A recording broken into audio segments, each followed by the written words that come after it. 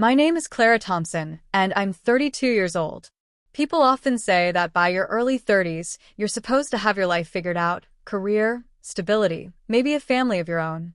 For me, things weren't perfect, but I had something I valued more than anything else: my home. Not just a house, but my house, a place I had worked tirelessly to build, brick by brick, dream by dream. I wasn't the kind of person who got handed things in life. My parents, bless their souls, had always been selective with their affection. If you know anything about growing up in a family where one child is clearly the favorite, then you know exactly what I mean. My younger sister, Sophie, was their golden girl. Everything she did was wonderful. Every mistake she made was forgiven, and every desire she had was indulged. Me? I was the one who learned early that if I wanted something, I had to get it myself. And that's exactly what I did. From the moment I graduated college, I put my head down and worked. Long hours, weekends, side hustles, whatever it took. While Sophie was being gifted cars for her birthday and vacations for her graduation, I was clipping coupons and building savings. I knew I didn't have parents who would swoop in to rescue me financially, so I became my own safety net. And eventually, that determination paid off. After years of hustling, I bought my house. Not just any house, the house. A cozy but elegant two-story home with white shutters, a wraparound porch, and a small garden in the backyard where I planted roses and sunflowers. To the world, it might have just looked like a nice starter home. But to me, it was a castle, a dream, a symbol that no matter what life had thrown at me, I had built something solid. It wasn't extravagant. It wasn't a mansion. But it was mine. Now, here's where you really need to understand the family dynamics. My parents never celebrated my achievement. They didn't come to see the housewarming. They didn't gush over the kitchen I renovated myself or the little library nook I built under the stairs. Instead, they made subtle digs. "Don't you think you should have saved your money instead of tying it up in a house?" my dad would say. "Why not wait until you're married? What if your husband doesn't like it?" My mom would ask, as if my worth depended on a man's approval. Meanwhile, Sophie could breathe in the direction of a new handbag, and my parents would treat it like an achievement worthy of fireworks. But here's the thing about being the overlooked child. It hurts, but it also hardens you. I stopped expecting their approval. My house wasn't for them. It was for me. Still, I always tried to be fair. Despite the favoritism, I loved my sister. Sophie was spirited, glamorous, and admittedly a little spoiled. But she was my sister. I attended her parties, clapped the loudest at her college graduation, and lent her money more times than I could count. And even when she blew through every cent irresponsibly, I forgave her. Because family, right? That's what you're supposed to do. At least, that's what I thought. You see, family has a way of testing you in ways you never expect. You give and give, thinking there's an invisible line no one would dare cross. But the thing about invisible lines is some people don't just cross them. They bulldoze right over them. I'll never forget the first time Sophie mentioned her dream wedding. We were sitting in our parents' living room, sipping tea, when she casually dropped, "I want the kind of wedding that people talk about for years. A ballroom, chandeliers, a designer gown, the whole fairy tale." Mom's eyes sparkled. Dad chuckled with pride. And me? I bit my tongue. Because deep down I knew what was coming. Sophie didn't just want a wedding. She wanted a spectacle. And my parents? They were determined to give it to her, no matter the cost. The problem? My parents didn't exactly have that kind of money lying around. They were comfortable, sure. But hosting a six-figure wedding? That wasn't realistic. Unless they found the money somewhere else. At the time, I didn't think much of it. I assumed they'd take out a loan, or maybe Sophie's fiancé's family would pitch in. What I didn't know was that my parents were already eyeing something they thought of as disposable. My house.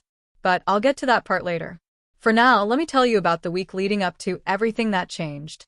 I had been planning a short business trip out of state. Nothing huge, just a 3-day conference that required me to be away from home.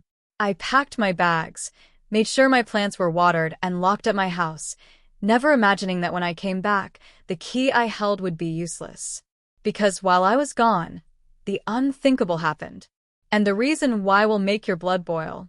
Before I continue, I'd love to know where you're watching from. Drop your city or country in the comments below.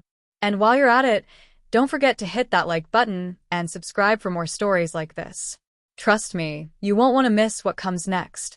When I boarded that plane for my business trip, I had no idea I was stepping into a trap set by my own family.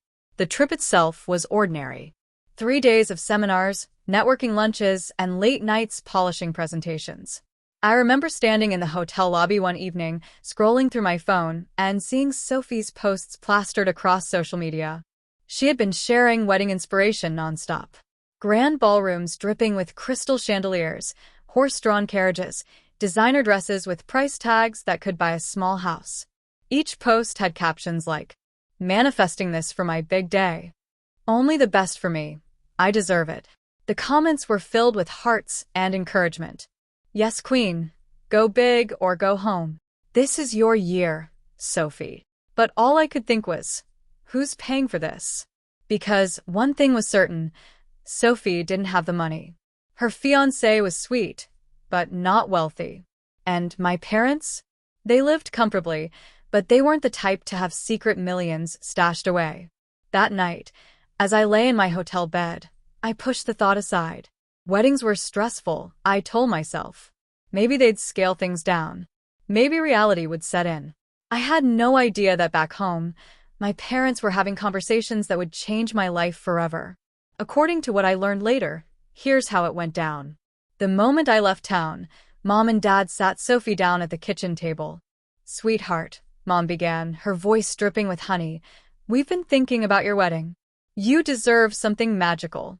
Something unforgettable." Sophie beamed. "Exactly. That's what I've been saying."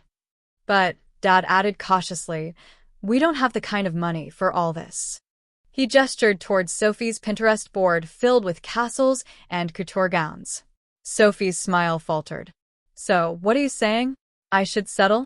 That's not fair. I've been dreaming of this since I was a little girl." That was all it took.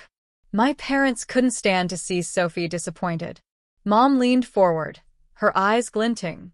"What if I told you there was a way?" "A way?" Sophie asked, curious. Dad shifted uncomfortably. "It's Clara's house." "Yes, my house. The house I worked years to afford. The house I poured my soul into." To my parents, it was nothing more than an asset. Something to be liquidated for the sake of Sophie's dream wedding. "Clara doesn't need it," Mom rationalized. "She's always traveling, always working. She can find another place. And besides, Sophie's wedding is once in a lifetime." "But what if she finds out?" Sophie asked. "She'll understand," Mom said firmly, though her tone carried the kind of confidence born from entitlement, not truth. "We're family. She'll forgive us." And just like that, my fate was sealed. While I was shaking hands with clients and sipping bad hotel coffee, my parents were signing papers, arranging buyers, and smiling at the thought of Sophie walking down an aisle financed by the home I built. By the time I returned from my trip, something felt off. It started with the driveway. Normally, my little blue car sat neatly parked in front of my house, right under the maple tree.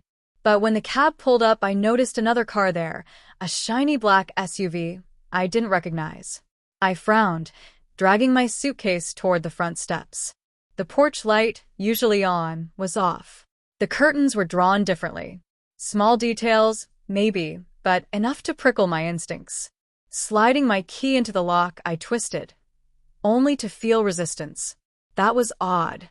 I jiggled the key again, harder this time. Nothing.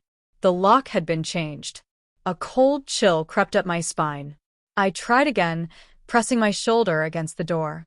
Still nothing. That's when I noticed something taped to the window. A piece of paper. I leaned closer. My breath caught. It was a for sale flyer. My heart raced.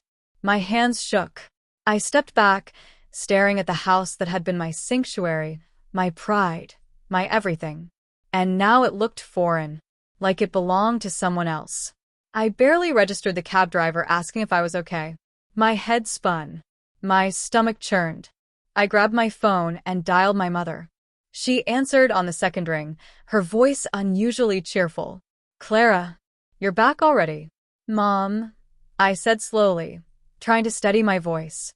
Why is there a for sale flyer on my house? There was a pause. Then, almost smugly, she replied, Oh, honey. Don't worry about that. We've taken care of everything. Thanks to your house, Sophie's wedding is going to be the event of the year. Her words hit me like a punch to the gut. I froze on the sidewalk, gripping my phone so hard my knuckles turned white. My own mother, my family, had sold my house. And she wasn't even sorry. She was gloating. But instead of screaming, instead of crying, something inside me shifted. I chuckled. Yes. I laughed. A low, bitter laugh that bubbled up despite the storm raging inside me. Mom, clearly offended, snapped. What's so funny, Clara? I took a deep breath. My lips curled into a cold smile. Mom, I said softly, you really don't know what you've done. Her confidence wavered. I could hear it in her silence. And in that moment, I knew one thing for certain. Her smile would vanish when I told her the truth. Because the house they sold was not what they thought it was. Not at all. Silence. That was the first thing I heard on the other end of the line after I told my mom. She didn't know what she had done. For the first time since this conversation began, her voice didn't sound smug. It didn't sound triumphant. It wavered. What do you mean, Clara? She asked carefully. I didn't answer right away. I let the pause linger, stretching out like a rubber band about to snap. Sometimes silence is louder than words. Finally, I said, We'll talk in person. And then I hung up. My heart was pounding as I stood there on the sidewalk, suitcase at my feet, staring at the house that was no longer mine, at least not in their eyes. I had built my life around this place, and in 3 days, my parents had torn it away. But here's the thing, they thought they'd outsmarted me. They thought I was naive enough to let them pull the rug out from under me. What they didn't know was that I had been protecting myself for years. And the house they thought they sold? Well, let's just say the truth was going to turn their little victory into the biggest mistake of their lives. I didn't go straight to their house. Not yet. Instead, I called my lawyer.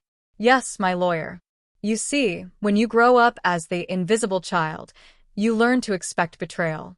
I had watched my parents bend over backward for Sophie while treating me like an afterthought. I knew, deep down, that if push ever came to shove, they wouldn't hesitate to sacrifice me for her.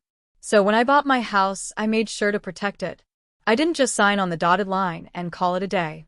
I created a trust, with my name as trustee and a clause that made the property untouchable unless I approved. On paper, the house wasn't even technically under my parents' control, which meant whatever they sold, it wasn't mine to lose. And that was the truth I was about to drop on them. That evening, I drove to my parents' place. As soon as I walked in, Sophie was waiting. She was dressed in a silk robe, sipping champagne like a queen celebrating her coronation. The smugness on her face was almost unbearable. Well, look who's back, she purred. I hope your little work trip was worth it, because you just paid for the wedding of the century. I set my bag down and met her gaze. Is that so? She smirked. Mom and Dad told me everything. Honestly, Clara, you should be thanking us. We're family. Sacrifices are what family does for each other. Her words dripped with entitlement, and for a moment I almost laughed again. Sacrifice. I repeated, raising an eyebrow. Funny, because I don't remember volunteering. Sophie waved her hand dismissively. Oh, come on. You don't need that house. You're always gone, always busy. You'll bounce back. And besides, she leaned in, lowering her voice like she was sharing some delicious secret. This wedding is going to put me on the map. Everyone will remember it. Everyone will remember me. I stared at her, stunned by the selfishness.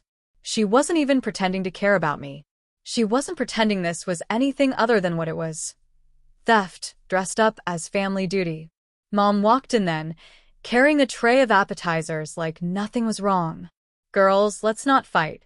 Clara, sweetheart, you should see the venue Sophie picked. It's breathtaking. I clenched my fists. You sold my house. Mom froze for a second, then forced a smile. We did what needed to be done. And one day, you'll thank us for it.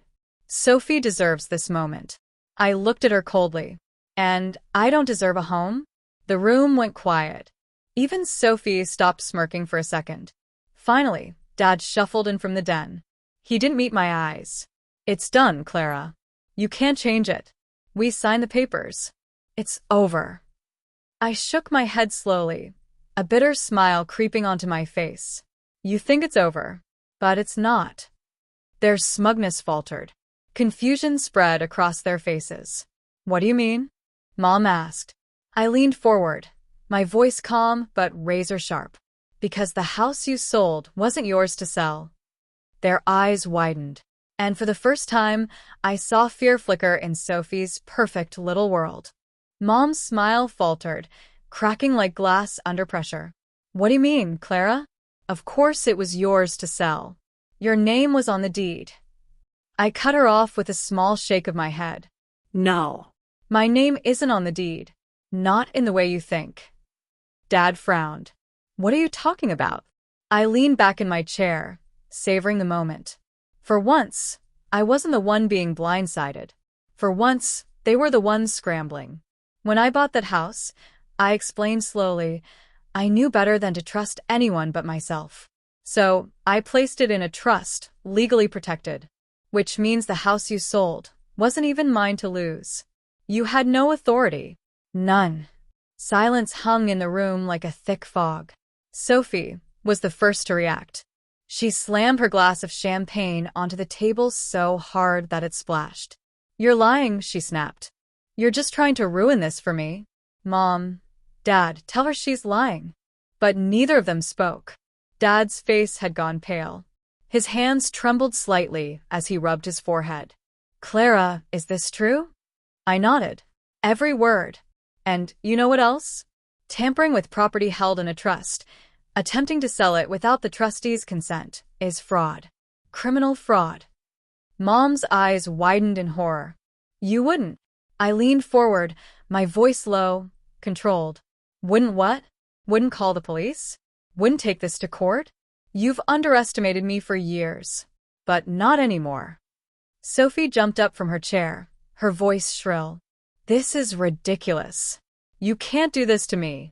My wedding is in 2 months. People are already expecting something huge. I need that house money. I deserve it. Her words echoed in the room. I deserve it. That was Sophie, in a nutshell. I stood, my chair scraping against the floor. You don't deserve a dime from me.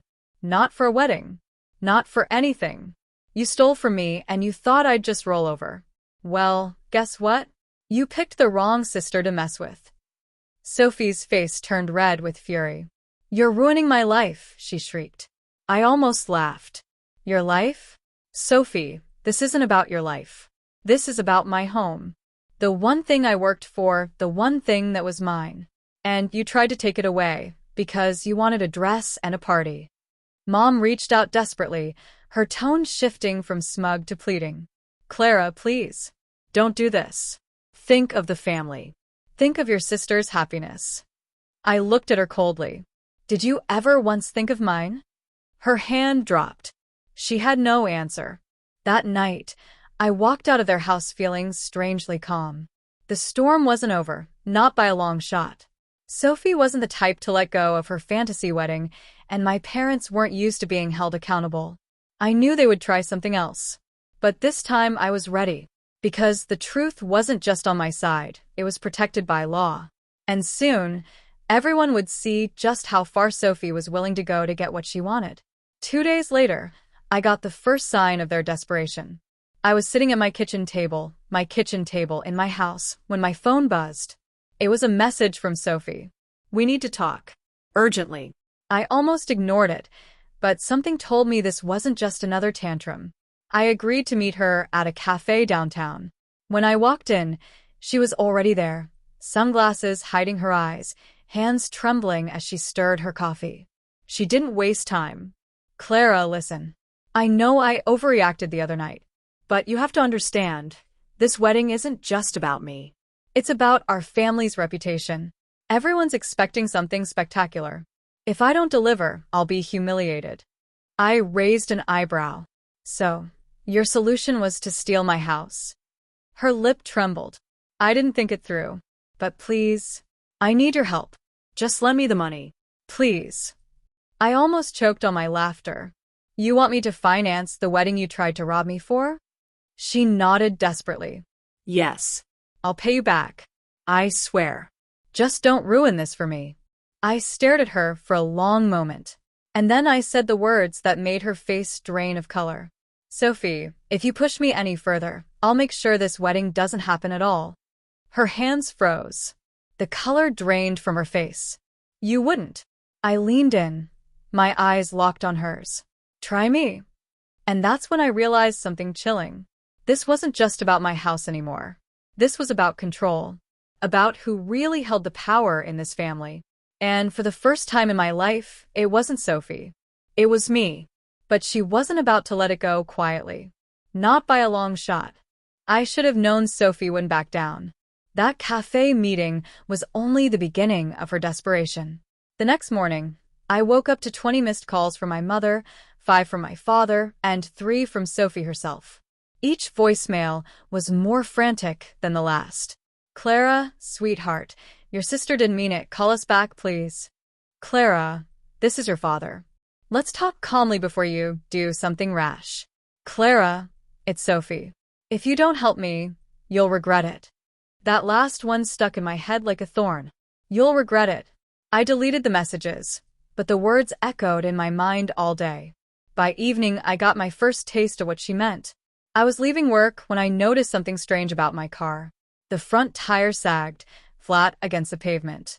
At first I thought it was bad luck, maybe a nail on the road. But when I crouched down, I saw the slash mark. Clean. Precise. My stomach dropped. And taped to the windshield was a note in Sophie's loopy handwriting. You can't win, Clara. Just give up. I crumpled the note in my fist, my heart pounding. She was escalating. I didn't go home right away. Instead, I drove straight to the police station on my spare tire. I didn't file a full report. I wasn't ready for that yet, but I did make sure they documented the vandalism. Just in case. Because deep down, I knew this wasn't going to stop. When I finally walked into my house, the quiet felt heavier than usual. Every shadow seemed darker. Every creak of the floorboard sharper. For the first time since I bought it, my home didn't feel like a sanctuary. It felt like a battlefield. 2 days later, my parents invited me to dinner. Against my better judgment, I went.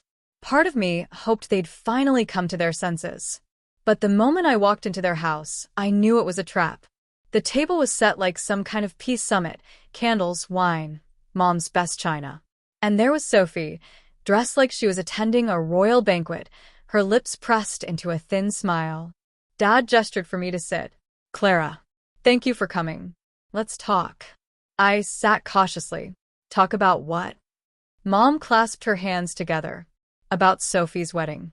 We've been thinking, maybe we all overreacted. Maybe we can find a solution. Sophie's smile sharpened. Yes. The solution is simple. Clara gives us the money. I barked a laugh.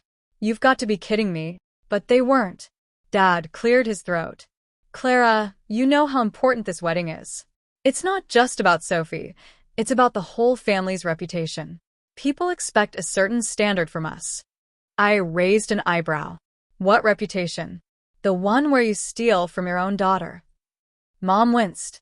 Don't be so dramatic. I leaned forward. You try to sell my house behind my back. That's not dramatic. That's criminal. Sophie rolled her eyes. Oh, please. Stop acting like a victim. You have a house. You have a job. You'll be fine. This is about me, Clara. For once in your life, think about someone else. Her words sliced through me. For once in your life, think about someone else. As if I hadn't spent years being overlooked, ignored, shoved aside for her every whim. I stood up. Dinner's over. Mom grabbed my wrist. Clara, wait. I pulled free. No. I'm done waiting. I'm done playing the quiet, obedient daughter. If you want to ruin your lives over Sophie's fantasy wedding, be my guest. But I won't let you ruin mine. And with that, I walked out. That night, I couldn't sleep. My phone buzzed with more messages, each one more unhinged than the last. Sophie, if you don't help me, I'll make sure you regret it. Mom. Please, Clara. She's your sister. Don't be cruel. Dad. Think about the family. Don't destroy us over this. I silenced my phone and lay in the dark, staring at the ceiling. But a gnawing thought ate at me. What if Sophie wasn't bluffing? What if she really tried to destroy me? And worse, what if my parents helped her? The answer came sooner than I expected. The next morning, I went to unlock my front door and froze. The lock had been tampered with. Scratches around the keyhole. Someone had tried to break in. I stepped inside cautiously, my heart racing. At first, everything looked normal. But when I walked into the living room, I saw it. A wedding invitation, placed neatly on the coffee table. It was Sophie's. And scrawled across the envelope in red ink were the words, "This will happen with or without you." For the first time, I realized Sophie wasn't just desperate. She was dangerous. And she wouldn't stop until she got what she wanted. I stared at that wedding invitation on my coffee table for what felt like hours. Sophie's message, written in red ink, bold and unshakable, seared itself into my brain. This will happen with or without you. It wasn't just a statement. It was a promise. And I knew my sister well enough to realize she would make good on it. The next week was hell. Everywhere I went, Sophie was there, or rather, traces of her were. Flyers advertising her fairy tale wedding began popping up in town, plastered on bulletin boards, coffee shop walls, even the library entrance. And each one carried a subtle dig at me. Beneath the flowery script announcing Sophie and Michael's grand celebration, there was always a smaller line. With special thanks to family support. Everyone in town knew I was the only one in the family with the financial means to fund such a spectacle. And when whispers began circulating, I knew exactly who planted the seeds. She must have helped. Look at the size of it. I heard Clara's footing the bill. How generous of her. No, I heard she refused, and Sophie's furious. Can you imagine? It was like high school all over again, me, the awkward, quiet one, painted into a corner by Sophie's charm and my parents' approval. I confronted my mother first. She was at home, folding laundry like nothing was wrong, when I stormed in. Why are people in town talking about me paying for Sophie's wedding? I demanded. Her hands froze mid-fold. She didn't look at me. Clara, don't make a scene. A scene? Mom, she's spreading lies about me. Finally, she turned, her face pinched. Well, what else do you expect, Clara? People assume because you could help, you should. I felt my jaw tighten. So, you're just going to let her ruin my reputation? Mom sighed. It's not about reputation. It's about family. And if you'd just give in, none of this would be necessary. There it was. The unspoken truth, spoken aloud. They weren't just letting Sophie drag me through the mud. They were helping her. I left without another word, my chest heavy with betrayal. But the real gut punch came 2 days later. I was at work when my phone buzzed with a flood of notifications. Friends, coworkers, even old classmates were tagging me in a Facebook post Sophie had made. At the top of her page was a glossy, professional engagement photo of her and Michael, standing beneath an arch of roses. The caption made my blood run cold. So excited for our wedding. None of this would be possible without my amazing sister Clara's sacrifice. Family over everything. Red heart. Hundreds of likes. Dozens of comments. That's so sweet of her. Clara, you're such a good sister. Family first always. Sophie is lucky to have you. My hands trembled as I scrolled. It was a carefully orchestrated lie. And in that moment, I realized Sophie wasn't just trying to guilt me. She was rewriting the narrative. If I didn't play along, I'd look like the selfish villain. That evening, I sat in my darkened living room, staring at my phone screen. For the first time in my life, I felt cornered, not by strangers, but by my own blood. I had 2 choices. Cave in and give Sophie what she wanted, or fight back and risk being branded the heartless sister. But then something clicked in me. I remembered my father's words at that dinner table. Think about the family. Don't destroy us over this. And suddenly I saw it clearly. They weren't protecting the family. They were protecting Sophie. The family I thought I belonged to had never really included me at all. I made my choice. I opened my laptop and pulled up the documents I had kept hidden, the ones Sophie didn't know about. Bank transfers, voicemails, screenshots of text messages where my parents admitted to planning the fraudulent sale of my house. Evidence. I had been holding on to it for weeks, unsure if I'd ever use it. But now it wasn't just about me. It was about the truth. And if Sophie wanted a war, I was ready to give her one. The first step was quiet, strategic. I sent the evidence to a lawyer friend of mine, just to have it on record. Then I sent copies to myself, tucked away in cloud storage, untraceable. The second step was bolder. I typed up my own Facebook post. It wasn't dramatic. It wasn't cruel. It was simple. Family doesn't mean taking from each other. It means protecting each other. Some people forget that. But I never will. Within minutes, it spread. And though I didn't name names, people weren't stupid. They knew exactly who I meant. And Sophie. Oh, Sophie was livid. She called me 10 times that night. Left screaming voicemails. You think you're clever? You think you can embarrass me? Just wait, Clara. You have no idea what I'm capable of. Her words didn't scare me anymore. But they did something else. They confirmed what I already knew. This wasn't about a wedding anymore. It was about war. The final blow of part 3 came a week later. I received a letter in the mail. No return address. Inside was a single sheet of paper. Typed. Cold. Unemotional. You've made your choice. Don't come to the wedding. And tucked behind it was a photo. A picture of me. Standing outside my house. Taken without my knowledge. For the first time, a chill ran down my spine. This wasn't just sibling rivalry. This was surveillance. And it meant Sophie had taken things far beyond what I ever imagined. The morning of Sophie's wedding dawned like any other, but I woke with a knot in my stomach so tight it felt like a physical weight pressing down on me. For weeks, I had replayed every possible scenario in my head. Would she humiliate me in front of the crowd?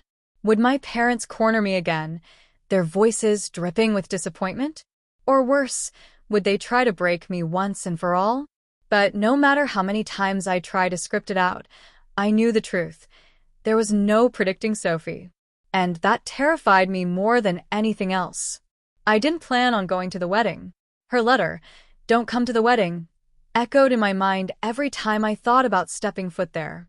But then I remembered the photo tucked inside that envelope. The picture of me, taken outside my own home. That wasn't just a warning. It was a challenge. Sophie didn't just want me absent. She wanted me erased. And something inside me refused to give her that satisfaction. So I chose to go. Not as a guest. Not as a sister. But as someone who deserved the truth to be heard. When I arrived at the venue, the sheer scale of the event left me speechless. It wasn't just a wedding, it was a spectacle. White silk draped from towering arches. Gold-trimmed tables stretched as far as the eye could see. A live string quartet filled the air with hauntingly beautiful music. And everywhere I looked, people whispered. They looked at me like I was the benefactor. The sister who sacrificed her own future so Sophie could have her dream day. Every glance burned into me. Every fake smile twisted the knife deeper. And I knew who was behind it all. I caught sight of Sophie across the courtyard. She was glowing in her wedding gown, every inch the perfect bride. Cameras followed her like she was royalty. And when her eyes locked onto mine, her smile faltered for just a fraction of a second. Then, just as quickly, it returned. A dazzling, weaponized grin. She wanted me to know that she was winning. Before the ceremony even began, my parents found me. "Clara," my father hissed, pulling me aside. "What are you doing here? We told you not to come." "I was invited," I said calmly. "In fact, I have the invitation to prove it." His face tightened. "Don't play games. You'll ruin everything." My mother stepped in, her voice sharp. Clara, please. This is Sophie's day. Don't make it about you. I almost laughed. Don't make it about me? After everything they had done, after selling my house, after smearing my name, they still had the audacity to accuse me of selfishness. But I held my tongue, because I knew words alone wouldn't save me now. The ceremony began, and I slipped quietly into the back row. Sophie glided down the aisle, radiant and smug, her arm linked with my father's. The crowd gasped in admiration, and for a brief moment, I felt like a ghost, like I didn't belong there at all. But then I remembered. This wasn't just Sophie's fairy tale. This was the scene of a crime. My house, my stolen life. And I wasn't about to let them celebrate on the ashes of what they'd taken from me. Halfway through the vows, my phone buzzed. I glanced down, my pulse quickening. It was a message from my lawyer friend. Documents verified. Everything is solid. Ready when you are. I looked up at Sophie, standing there with tears in her eyes, playing the perfect bride. And in that instant, I made my decision. This wouldn't end quietly. This would end now. When the priest asked if anyone objected, silence swept over the crowd. Then I stood. My voice rang out, clear and unshakable. I do. Every head turned. Gasps rippled through the courtyard. Sophie's smile shattered. My parents froze. And for the first time, the spotlight wasn't on the bride. It was on me. The air grew heavy as the crowd shifted, whispers hissing like snakes through the silence. The priest looked confused. Excuse me? I stepped forward, my heels clicking against the marble aisle. My heart pounded so hard I thought it might burst through my chest, but I didn't stop. I object, I repeated. My eyes locked on Sophie. Because this wedding is built on lies. On theft. On betrayal. Sophie's face turned crimson. Clara, sit down. But I didn't. Instead, I reached into my purse and pulled out a neatly folded stack of papers. These are the documents proving that my house, the one I worked for, the one I earned, was illegally sold by my parents to fund this. I gestured around at the lavish display. This isn't a wedding.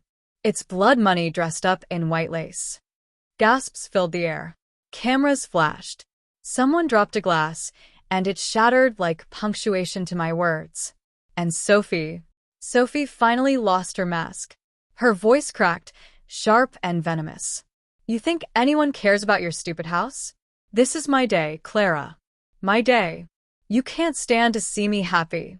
I held her gaze. No, Sophie. I can't stand to see you happy when it comes at the cost of destroying me. The silence that followed was deafening. The fairy tale was unraveling, and the war I had been dreading was finally here. The courtyard froze in stunned silence. My words hung heavy in the air, a wrecking ball smashing into the carefully built illusion of Sophie's perfect wedding. I could see it all unraveling in real time. The shocked faces, the whispered gossip, the flashing cameras. What was supposed to be Sophie's flawless moment had just become the scandal of the year. And I was the one holding the match. Sophie lunged forward, her veil trembling with rage. You ruin everything. You always have, she screamed, her voice cracking under the weight of her fury. Gasps spread across the guests. The mask of the perfect bride had shattered, revealing the venom underneath. You think you're better than me because you had a house? She spat. Well, now you don't. I took it, and I do it again. Because I deserve this life, Clara, not you. Her confession echoed through the courtyard like a gunshot. And just like that, the whispers turned into roars. My parents scrambled, their faces pale with panic. My mother rushed toward me, hissing under her breath. Stop this, Clara. You're humiliating us. No, I said firmly, holding the papers higher. You humiliated yourselves the moment you sold my home behind my back. You chose Sophie over me, and now everyone knows. I handed the documents to the nearest reporter, who grabbed them eagerly. Cameras clicked. Phones recorded.